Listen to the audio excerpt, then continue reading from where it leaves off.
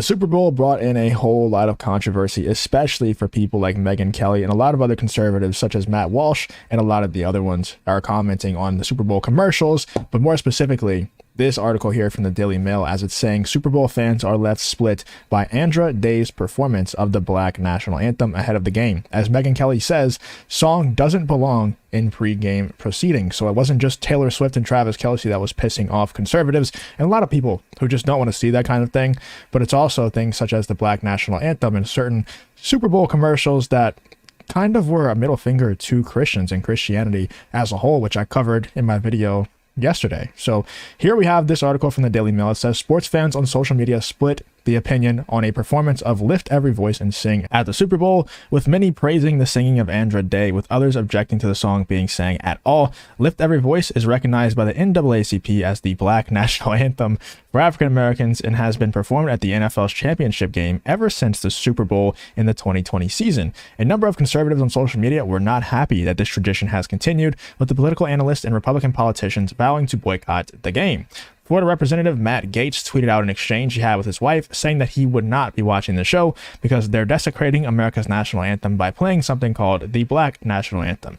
Conservative commentator Megyn Kelly wrote, "The so-called Black National Anthem does not belong at the Super Bowl. We already have a national anthem and it includes everyone." Let me know, before we get into all the reactions from all of the different people on both sides of the aisle, let me know in the comments how you feel about the Black National Anthem. I'm sure you can kind of guess how I feel on it. I think it's pretty ridiculous that it has to be played at the Super Bowl, and I think it's just a straight up pandering move. I think it's a straight up, just virtue signal. But it's nothing new. It's nothing new for the NFL. It's nothing new for the Super Bowl. It's nothing new for any large corporation out there. They literally all do this, and it's just pandering. It's just virtue signaling, and it would be great if people who said that they were going to boycott actually did boycott. But if everybody actually boycotted that said they were going to boycott, the numbers wouldn't be as good as they are. So I just don't believe any of those people. For me, I just wasn't really that interested in the Super Bowl this year, so I didn't really watch it. I checked like at the end of the game, I watched it, but I wasn't one of those people who's going to say, I'm going to boycott it, because I just, like, the people who say they're going to boycott just don't boycott, so it doesn't work. But I do think it's absolutely ridiculous that they have to play the Black National Anthem, whatever the hell that means, before the game, and I definitely don't watch that part of the game because it's just going to piss me off, and I don't feel like being pissed off at all. So here's what Megyn Kelly had to say about the Super Bowl and about the Black National Anthem being played at the Super Bowl. She says, "The so-called Black National Anthem does not belong at the Super Bowl. We already have a national anthem and it includes everyone." I have to agree. But if we go over to Twitter or X or whatever you want to call this, you can see a lot of people actually didn't agree with what Megyn Kelly had to say about the Black National Anthem. Now, a lot of people did agree, obviously. She has 61,000 likes to 8.3 thousand replies, but a lot of people were coming after her about what she had to say about the Black National Anthem, which was actually surprising because you would think that most of Megyn Kelly's fan base would agree with this, but I guess this one kind of reached a larger group of people because she tweeted about the Super Bowl during the Super Bowl. So obviously the tweet's going to reach a lot wider audience. So this person says, "You mean the national anthem written while black people were owned as property? Hate to disagree with you. It isn't a replacement for the national anthem. It is an amazing Christian hymn." So I disagree. I think it is. I don't know if it's a replacement for the national anthem because they played both, which I'm sure in a few years they won't even be playing the normal one. They'll just play a white one and a black one, or maybe just even the black one. That'll just become the new national anthem for the Super Bowl. But I think it's just straight up a divisive move. Like it's pandering to one side. It's created to divide us. There's no question about it in my mind. I don't think it's a Christian hymn. I think it's just straight up a move to divide us even further, to divide the races even further. Crazy hypocrisy that Republicans who wave multiple flags are complaining about other national anthems. What? I think we can all agree that the American flag represents all of us.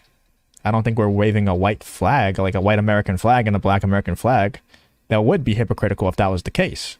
But nobody waves a white American flag. People just waved the American flag. I guess they're referring to like the Confederate flag.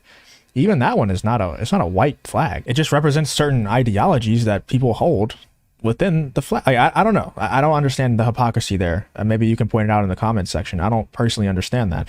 We're watching a sport with majority black players who decided they should have a voice. Clutch your pearls harder. Well, the thing is, if you just sing the national anthem, then they will have a voice, even if they're black or if they're white or whatever the case is. Anyway, let's go back to some of the other conservative pundits outside of Megyn Kelly that were responding to the Black National Anthem. Graham Allen says no such thing as a Black National Anthem. The End, have to agree there. There is no such thing. This is what End Wokeness had to say.